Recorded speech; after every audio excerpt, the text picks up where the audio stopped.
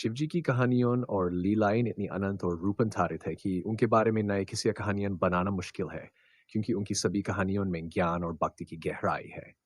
फिर भी एक अनोखी कहानी लिखते हैं जो शायद पहली बार सुन रहे हो। शिवजी और देवों के गुरु शुक्राचार्य का अद्भुत संवाद। प्राचीन काल की बात है, जब शिवजी कैलाश पर्वत पर ध्यानस्थ थे।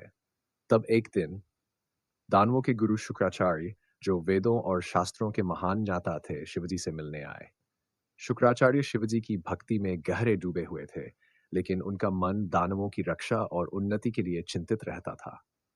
शुक्राचार्य ने शिवजी से प्रार्थना की, भगवान, मैं जानता हूं कि आप त्रिलोकीनाथ हैं और समस्त संसार के कल्याण की कामना करते हैं।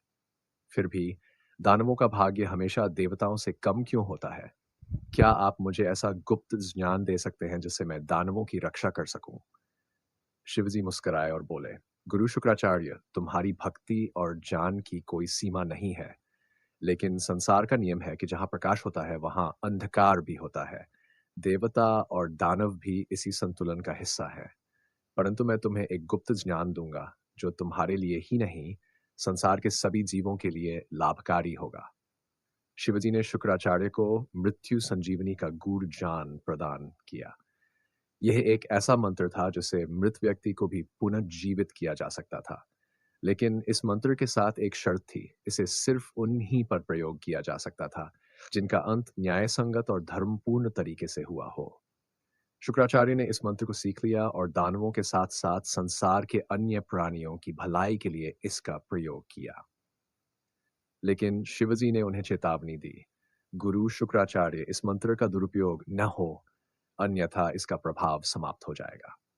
इस प्रकार शुक्राचार्य ने दानवों को कई बार पुनर्जीवित किया, लेकिन उन्होंने कभी भी इस ज्ञान का दुरुपयोग नहीं किया। यही कारण है कि आज भी शुक्राचार्य को महाज्ञानी और शिव भक्त के रूप में पूजा जाता है। शिवजी और शुक्राचार्य का ये गुप्त संवाद संसार को यह सिखाता है कि शक्ति का सही उपयोग ही सच्ची भक्ति है, और और धर्म के मार्ग पर चलने से ही असली कल्याण संभव है। ये गुप्त कथा शायद बहुत कम लोगों को ज्ञात हो, लेकिन इसमें छिपा ज्ञान और भक्ति का मर्म अत्यंत महत्वपूर्ण है।